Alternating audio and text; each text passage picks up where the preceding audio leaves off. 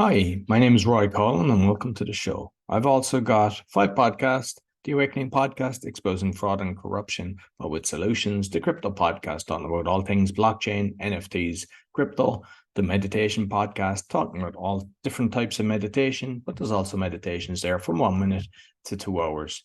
And the other one's the Learn Polish Podcast. So if you're interested in learning Polish, you can do that.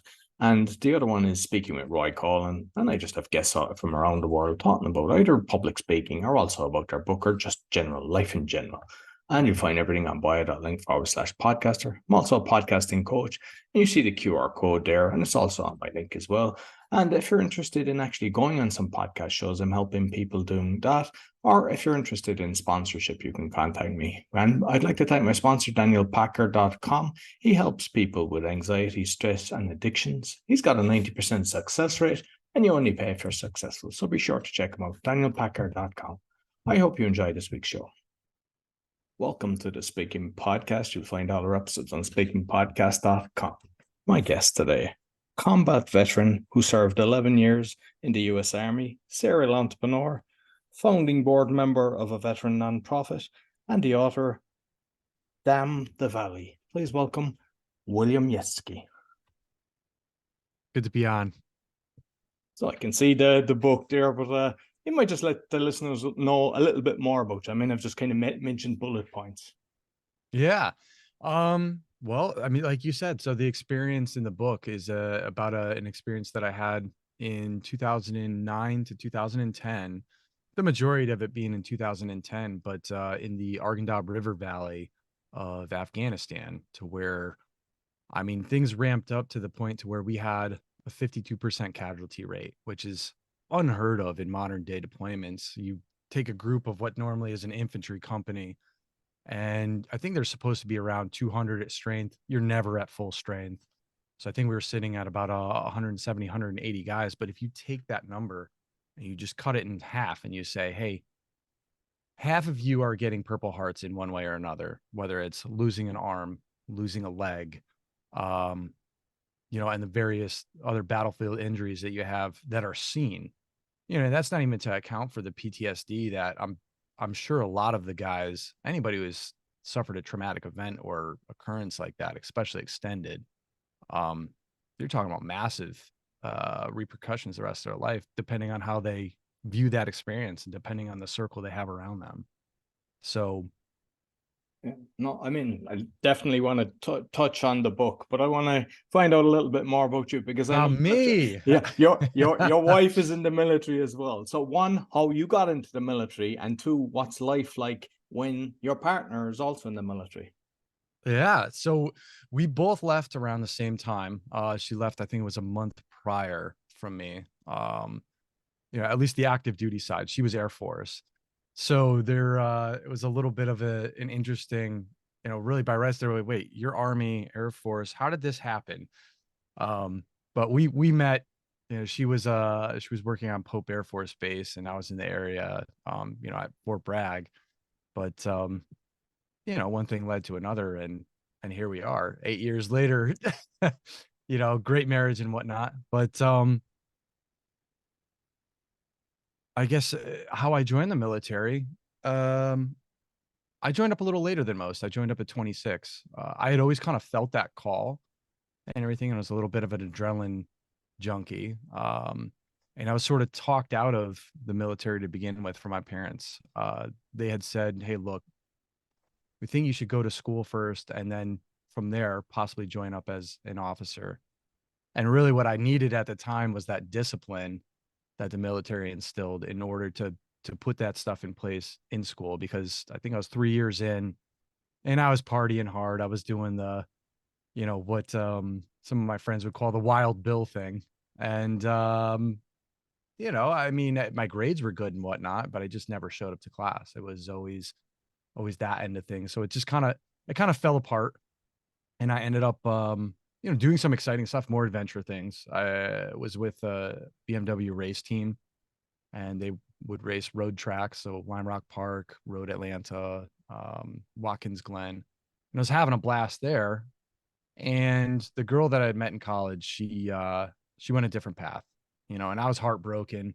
and stuff. And I started to spiral, and I was like, you know what? I always wanted to do the military, and we're still at war and stuff, and we're losing good people out there. Like, why not go yourself, see what it's about? It's something you always wanted to do. And, don't let that chance pass you by. Um, and man, I'll tell you what, I got the full experience, that's for sure. And how long is the training once you decide, hey, I'm going to join the military? How long do they train you for? So let's see. So in March, um, I signed up in March, or I left for basic training in March, and there was a few delays and stuff in the process, but really I was signing into the unit that I went to on this deployment in December. So you have basic training, then you have airborne school is 3 weeks, 4 weeks of airborne school. Really, there's a little bit of holdover, so it's about a month. But really, you don't need that much training to fall out of a plane. It's the follow on that when they start teaching you when you get to division and they start strapping, a 45-pound dry pack on you, so you have this massive rucksack sitting on the front of you, and you have to jump out of these planes with that on and do follow on missions afterwards. That's when it really starts to hit you that, okay, what am I into now? Because the thing is, I mean, with lots of different qualifications and everything, the amount of years that they have to go through training. But I found, Oh yeah. like, say, the military and the police, I know you're training on the thing, but you're putting your life on the line. And I don't think it's long enough. I mean, because you should be as top as you can get. But when they're kind of putting you out there, I think they're putting you at risk when they're kind of deploying people so early. Yeah, I mean, you're not wrong there. I mean, that's even, there's additional stuff. Like I went to a separate EMT class that they sent me to that was it 4 or 5 months. So I mean, we got EMT qualified specifically in And the what's trauma area EMT? things.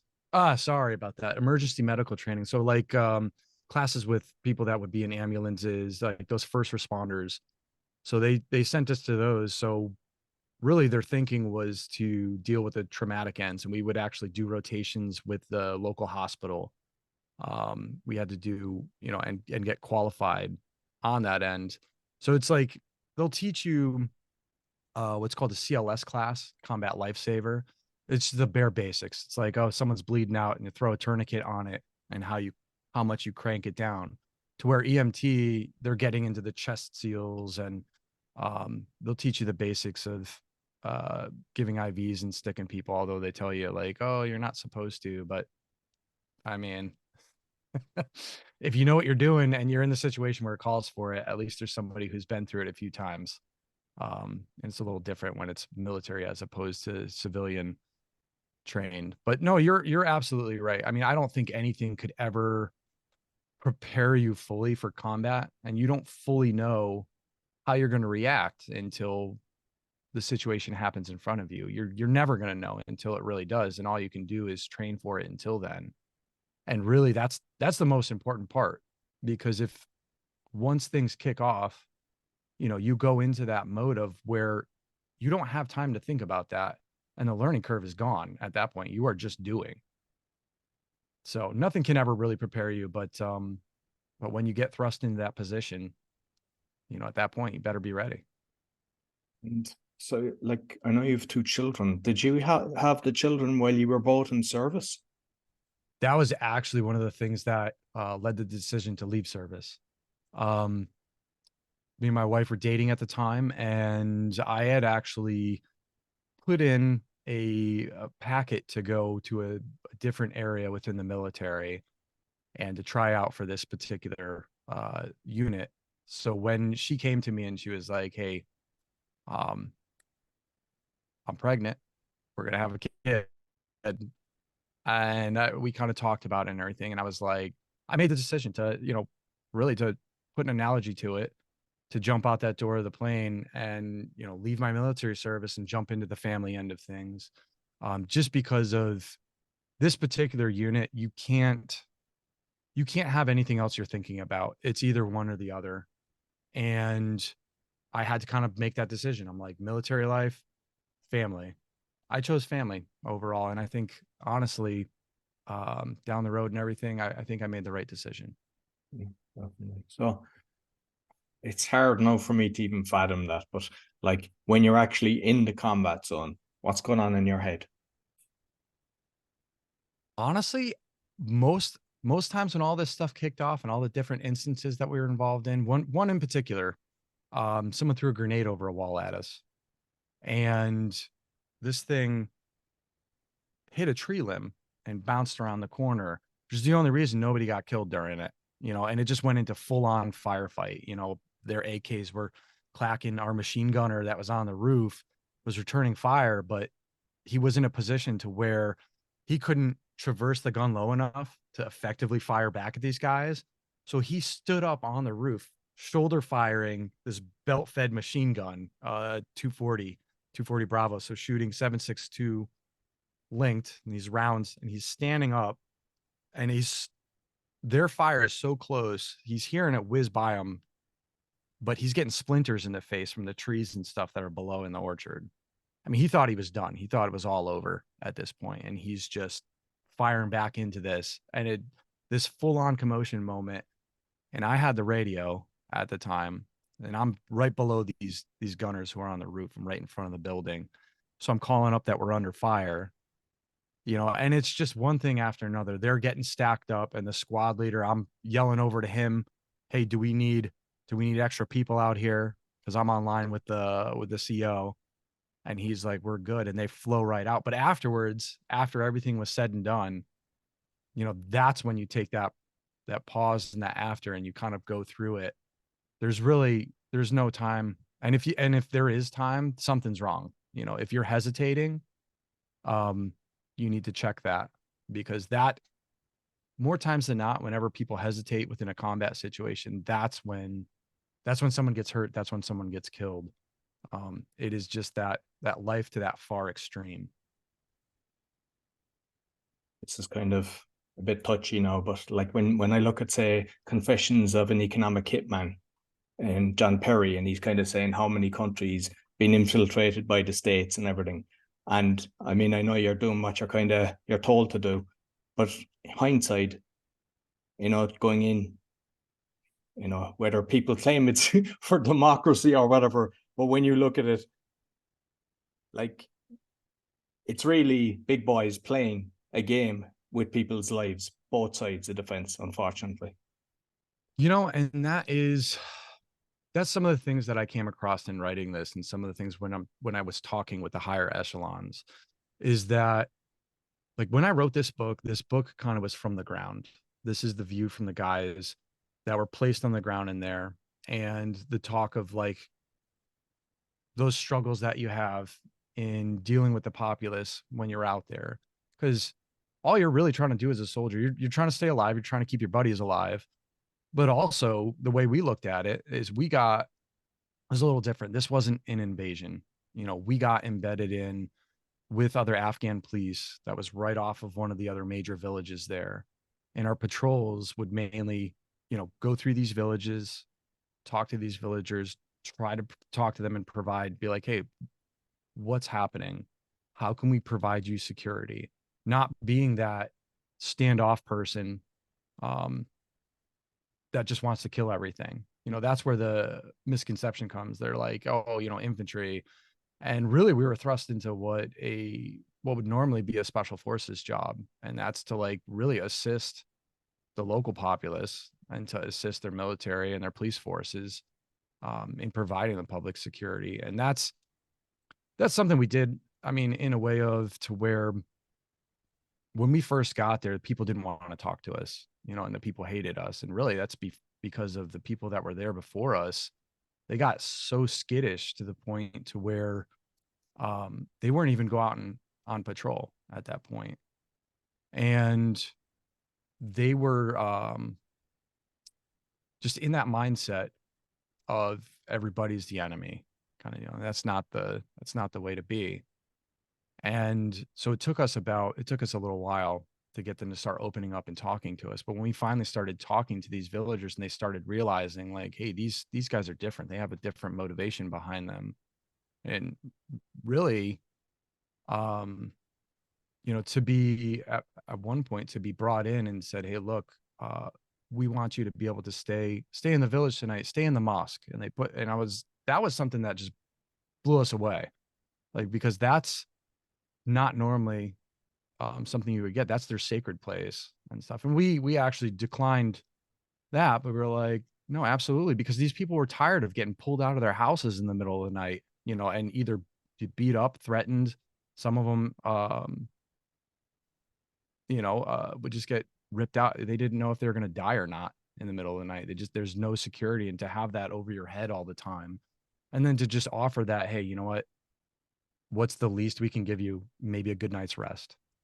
But as far as that end of those upper echelons and working through um, changing over a country and stuff like that, or working through a conflict like that, I didn't really touch on that. I boiled this thing down to that small level. But really, the generals and stuff I talked to, one of the biggest things was we got into this thing and we didn't really have a plan to get out of it. There was no ultimate plan forward, and we never worked our way out of a job, which is really what we should be doing. If you go into somewhere, you should be assisting the people, not um you're there for them. You're there for humanity. You're supposed to be there as a protector, not as, a destroyer unless necessary. And I can imagine what it must be like for the locals, especially children. Is the whole country under fire, or is it only certain regions? So that particular one was a hot spot. If you looked at where it was in the corridor leading into Kandahar, and this is actually how we ended up there, was that they had a lot of stuff free flowing in and out of Kandahar, and people, really that's what it was, is freedom of movement. All these guys would do is they just dig stuff in the ground. They might bring it so far, and then they dig it, they place it in, they put a cache in, and they mark it. And then those next people come up and they take it and they move it through. There's really What's the no cachet? stopping. So a pile of weapons, munitions, just depends, just a cache of whatever. Like so one particular one that they had dug in, we came up on during a patrol, and these guys were shaving themselves in order to prepare themselves to blow themselves up as a suicide bomber. They had vests there, and they had all the explosives and whatnot and the detonators, but this stuff was hidden up like in the hole of a tree. And it was like just the craziest.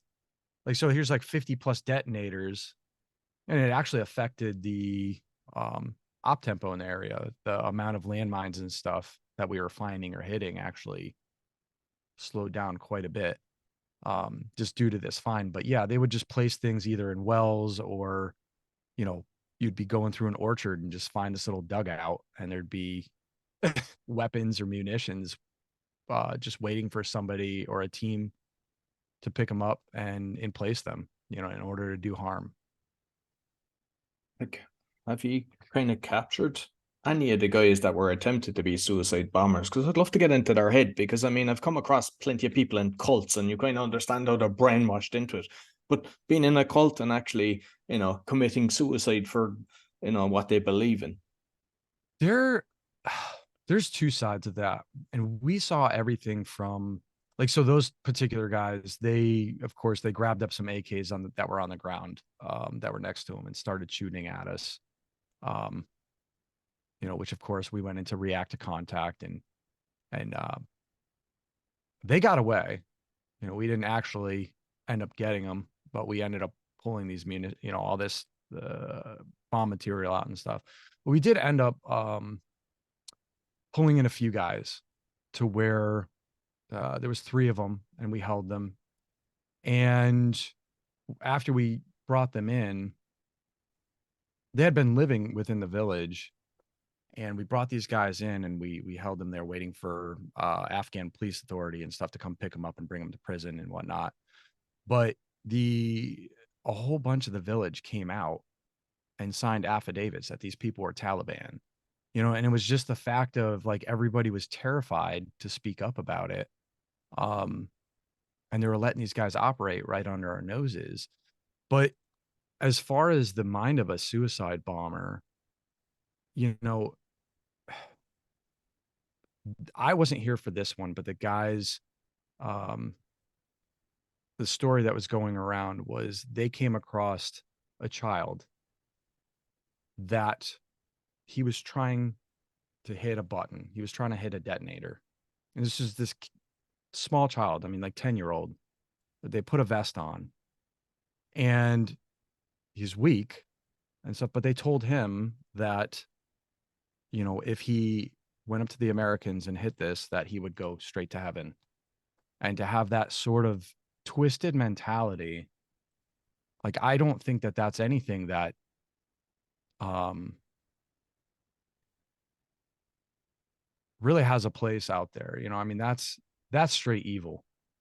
Going against something like that, I can understand, and I actually, on one end, I would love to talk to, not in any sort of angry way or whatnot, but love to talk to some of the combatants and the people we faced over there, like sort of in a warrior to warrior capacity, because I respect that. I mean, I respected the fact that, um, that's terrifying. You have these guys that are in a third world country in the middle of nowhere, with fighting a modern day conventional army force with huge amounts of resources behind it.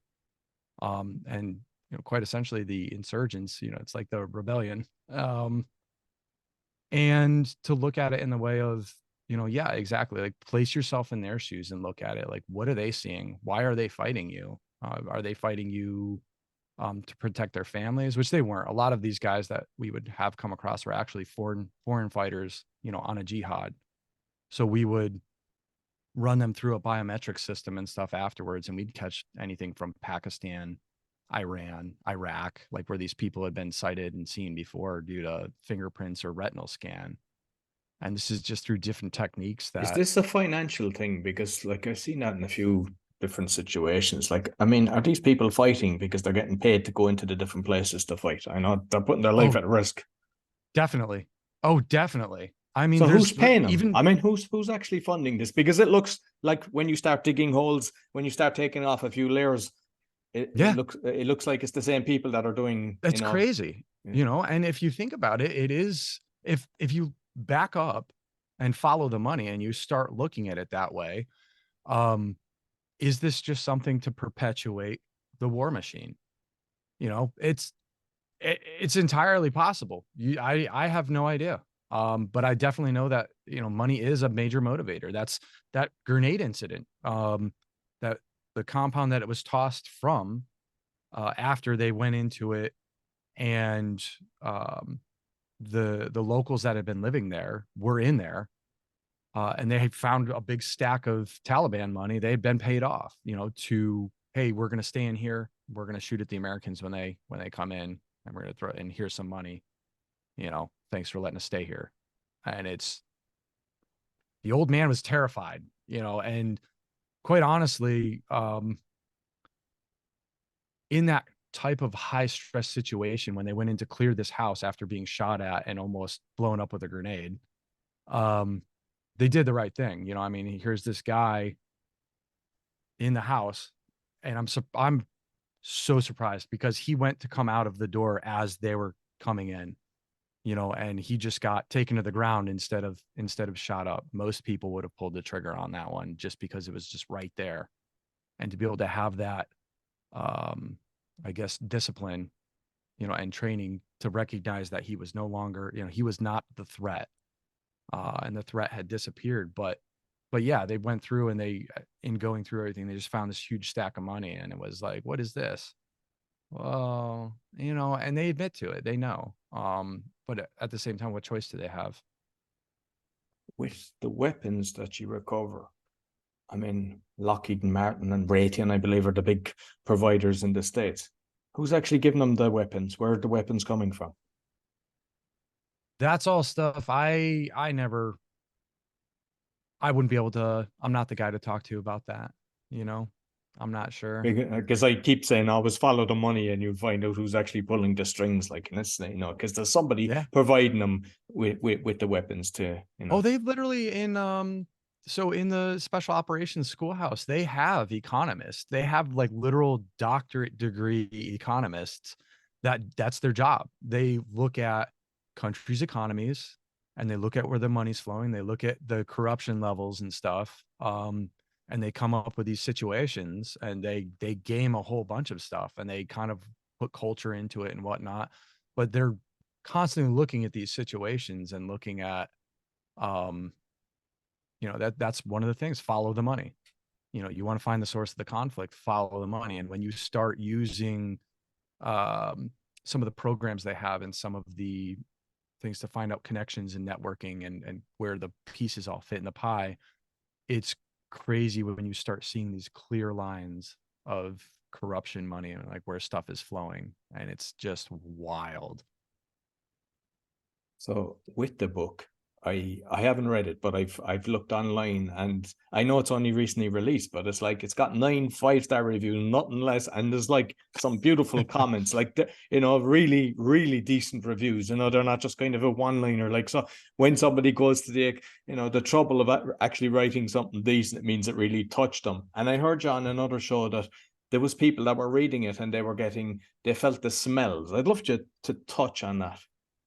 Yeah, no, absolutely. So there's I I really got the guys involved with this thing because I wanted to make sure. There was another book that came out and it kind of challenged a few of the things that the guys had thought about, and they're like, hey, this didn't happen like that, or this wasn't the case. And it got a lot of them talking. And I'm like, well, if that's the case, like let's put something together that's historically accurate and like let's make sure. It's going to be a pain in the butt, but like let's do it. Let's talk. Let's go back and forth. Let's triangulate these situations. And that's sort of like within this book, um getting those accuracies in there, but then also putting it in such a way to where it's written at a high school level, and it's written at a high school level for a reason. It's supposed to be an easy read, but it's also supposed to be for anybody to pick up and kind of understand this is what these soldiers go through. Um, and like really somebody who's considering maybe joining up, or someone that's about to be thrust into a wartime situation. It's it's really a good read on that end. It's just simple, but getting these guys involved in it was one of the most rewarding things out of the whole project because number one, you're talking with some of your old friends about some of the best of and some of the worst of times. But um, when you boil it down like that, and when you get it to where, I mean, I've had more recent calls from guys saying that they broke down in tears at one point when they remembered certain things and like, man, I had totally forgotten. I had blocked this stuff out in the past. And, as they're reading this thing and I'm getting this feedback of they're actually getting olfactory senses and they're smelling things from the battlefield, not things in their house. They're smelling things that were on the battlefield, or they're having cravings for cigarettes and they haven't smoked for, 5-10 years. Um, that end shows that that picture was vividly painted, at least for somebody who was there before. I can't speak for everybody. I know some civilians and stuff have jumped on there because I know one of the reviews is from someone that we know from my daughter's scouts meetings. There was a parent down there and I saw you had a book, and then they read it and I'm like, oh God, like, you know, um, but no, they had a lot of good things to say about it. And, again, a lot of these copies, I sent out a lot of advanced PDFs, like the most of the guys, and tried to get all of the guys copies. I'm not in touch with everybody, but um, got these guys the copies of the book, and we had been bouncing stuff back and forth, but I would keep it to like these particular ones so that they didn't have a full picture of the whole thing, but the incidences they were involved in. Um, but when you expand on it and it becomes the whole book, uh, they read through this whole timeline. That was one of my things in doing this. The timeline was very jumpy. So when we had to put it into kind of a flowing on where that happened and stuff, and they're reading through this and it's all starting to flood back, just I was a little worried about some of those effects. But now that now that I am having them read it, or, you know, one of the guys read it in one night, and one of the guys that was there and was just like, call me 5 in the morning, you know, and I freaked out. I honestly, I didn't know why I was getting this call from this person. Anybody that I was with back then, I have them on something to where even if my phone's on do not disturb, it still rings. And I was worried. I was like, oh man, like with hearing that some of these effects that the guys had, that were clearly linking these traumatic events that they went through, to what they were experiencing and reading in the book, and it was bringing this stuff back. I kind of had these fears of like, you know, why am I getting this call? So I pick up, you know, he's like, oh wow, I just meant to leave a message. And I'm like, no, I was actually just about to start working out. But you know, what's going on? And he just broke down. He was like super appreciative of everything. And we talked for, you know, my workout for the day was out the window, but we talked for over an hour, and it was like old times. It was like, just catching back up with an old friend. So with some of that, opening up that trauma, um, comes some good. And these guys, the ones that did share and the ones that have shared and are continuing to share, it almost seems to be like a therapeutic thing for them. And I know writing the book was for me. It kind of slowed me down enough to really take in everything that actually happened over there, as opposed to, I mean, you've seen some of the, I guess, some of the accolades that are out there of, you know, I finished business school in 2.5 years, and then I went on to do some stuff in the Ivy League, and I just finished up with Columbia Business School.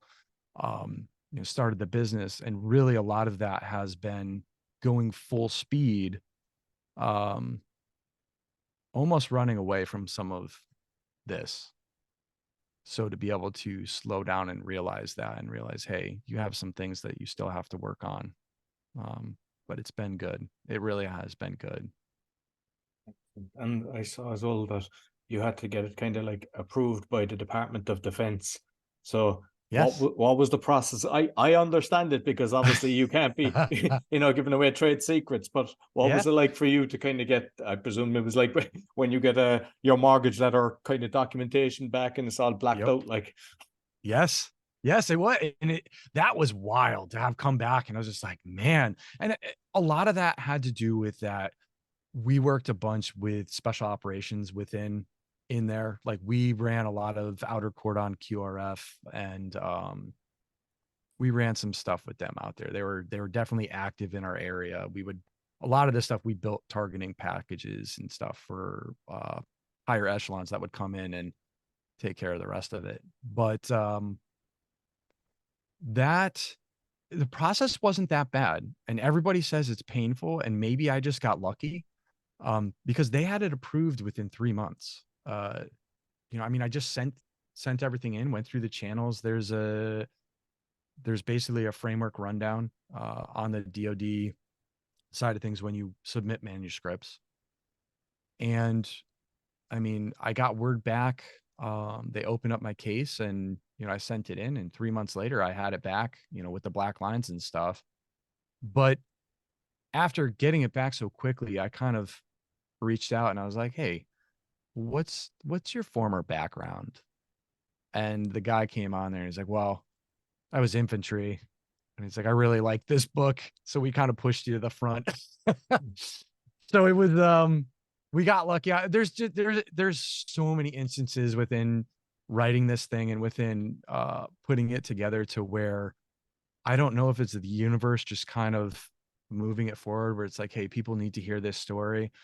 I can't explain it any other way, because honest to God, it's my first actual book out on the market. I've written some other stuff before, but for this to go on the path that it has, and then also to be accepted in the Library of Congress, and now my local library has a copy, and, you know, I just got word that the New York Times is taking a look at it as well. So I mean, to do that and to be able to jump through these hoops, if I can do that, you know, as somebody who is a lower enlisted on the ground, um, man, just the potential out there in some of these guys, and using the discipline that was instilled behind them in the military in order to whether uh, put it into a business end or another venture or your kids or really anything you do in life.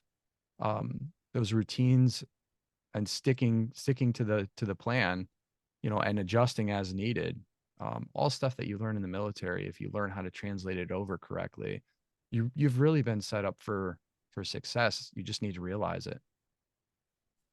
I'd love to know your thoughts on when the Americans did pull out of Afghanistan and left all the weaponry behind. What was going on in your head and your mates' heads as well when you saw something like that? So a lot of a lot of guys look at that, and I mean, I hear everything. I hear it all from we should have never been there in the first place to, man, what a uh giant cluster. Um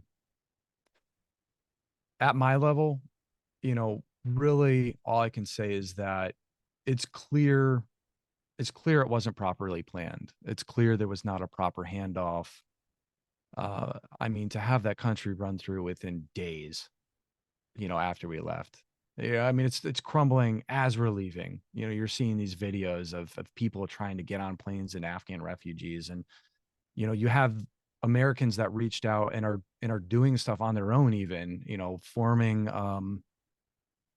uh forming nonprofits such as there's one out there, Save Our Allies, that they're out there trying to get these people out that assisted Americans. There was interpreters. There's actually one of them, Johnny, that they got out, and he was one of our old interpreters within. So he was with, I think he was with Second Platoon. I was with First, but all these guys operated together, and I mean, I know Johnny. I know one of our other interpreters, Gucci. Great people. Just a great human being, and to leave behind people that either we made promises to or that assisted us putting their own life on the line, and then just, all right, well, sorry, didn't work out. um that's doesn't fall right on anybody. I mean, that's just not the way to be. And as far as that end, that's where I think America kind of needs to reevaluate and say, you know what are we doing here? What is the mission? What's your ultimate goal? And like, what are you trying to accomplish? And what are these people trying to accomplish? What's best for them? It's quite honestly, uh, I mean, what I don't know how bad the situation was before we even. I mean, we went into there, and they're still recovering from Russian conflict era stuff, which is why you had Al Qaeda and these different bad actors taking advantage of a place's training grounds. So I mean, you already have a corrupt country, but like, what do they have? What is it like now? You hear about, it's worse. It's even worse than it was before we even got there. So, um, really, it's about going in with a plan. And it's even speaking with some of the generals and stuff too. That's one of their things is like, we went in there and you told me to. Um, I think Petraeus actually said it recently in an interview. He was told, well, what are we doing after? And they were like, just get us there. Just get us to this point in the mission stuff. And if you operate like that, like just one step at a time and not looking at that ultimate goal, you're just going to perpetually put yourself in it, or you're going to fail. I hear a load of kind of vets suffering from PTSD, and it's usually veterans create the nonprofits or helping them. And I know you're involved in something like that as well, that you're helping them. Is it the government kind of says, here, off you go, fight, and you come back and they wash their hands? Are they offering any support for people that have been seeing traumatic kind of things while on duty? Yeah, they've come a long way with that stuff. I know they were sort of, as I was leaving active duty, they had a lot more programs that they were focusing on with that. So there was a lot more. Matter of fact, I kind of assisted. I have my own story where I assisted this guy, and this isn't even in the book. This is much later, but he looked as if just something was wrong. something wasn't right. He was about, I think it was 2 weeks from leaving the service and being separated from the service. And most guys, when that's happening, they got a big grin on their face. And this guy was just moping around. And I'm just like, hey, what's going on, man? Like, you all right? Oh no, I'm fine, Sergeant. And I'm like, no, man, like, hey, nobody else is here. Come back to my office. And I just sat down with him for a little bit. And he started pouring his guts out. And he didn't know how to deal with life really. It was coming crashing down on him. And it was a lot of these things just stacked up. These guys can handle a lot of stuff. They're asked a lot of, but when you start piling on thing after thing after thing, I mean, there's a huge focus these days in mental health as it is. But when you pile on that last weight, and a lot of us take on a lot of weight, um, sometimes it can be too much. And he was at his snapping point. And he went to me, he said, he's like, well, I'm out in 2 weeks. I haven't done anything to get out. And that's because I'm, you know, thinking about going and just killing myself. That's what's all this for. And I looked at him and I was like, well, what do you want? And he's just like, I don't know. I'm like, okay, what's the ultimate, what would be your ultimate goal? And we talked for a bit and I'm like, all right, I'm like, I'll help you through this, but you got to trust me on this. And I went to the first sergeant, and believe it or not, the first sergeant actually was zero help at all. He actually told me to get this guy out processed out quicker than, he's like, I don't want him to be a problem. I'm like, you freaking kidding me? Like, this is your job. This is ultimately like your thing. This is keeping your guys alive. This is taking care of your people. So I also kind of had to put myself under fire and I was like, okay, that's cool. So I went back to the kid and I'm like, hey, walk with me, man. We're going to go see Sergeant Major.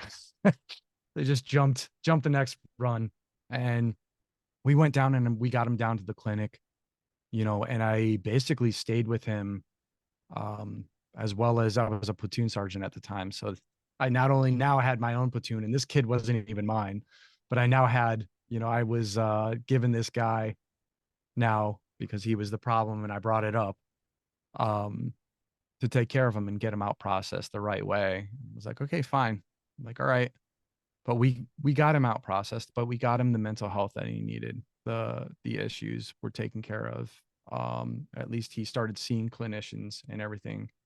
I mean, but ultimately it was somebody just sitting down and talking with. And I think that a lot of the problems that are within the military on that end are also problems that stem within our society. We're so disconnected these days to where we can't even recognize, when somebody's going through something. They've got their, you see it all the time. They got their face down in their phone as opposed to looking you straight in the eyes, or looking around as they walk. That attention and that focus is elsewhere, and it's not about, they're not present in their life.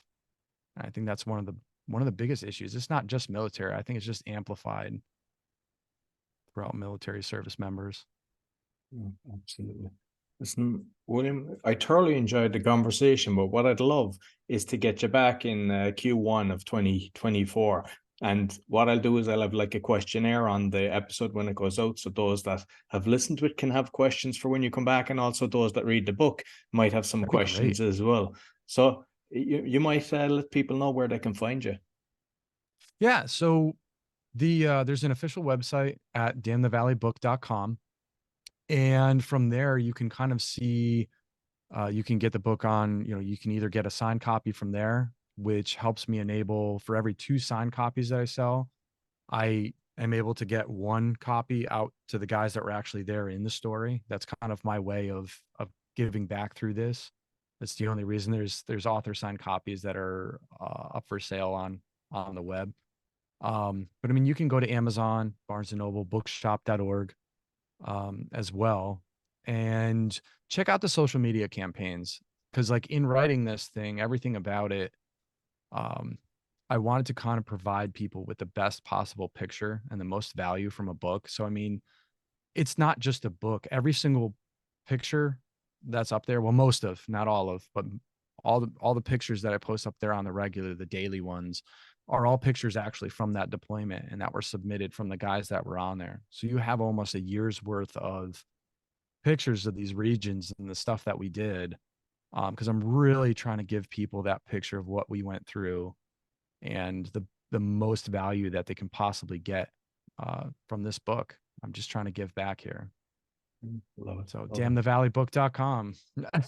No, brilliant. I'll make sure I put the links both on the audio and the video. Thank you very much, Will. Boy, thank you. It's been a pleasure. No problem. So that's all for the Speaking Podcast. You'll find all our episodes on speakingpodcast.com. Until next week, take care. So I hope you enjoyed this week's episode. Be sure to give us a thumbs up, 5-star rating, and share with your friends. And you'll find all my shows with the QR code or bio.link/podcaster, as well as my podcast coaching. And I'd like to thank my sponsor, DanielPacker.com, helping people with anxiety, stress, and addictions. He's got a 90% success rate, and you only pay if you're successful. Also, if you'd like to go on a podcasting tour, I can help you do that. And if you're interested in sponsorship, you can contact me on my bio.link/podcaster. Until next week, take care.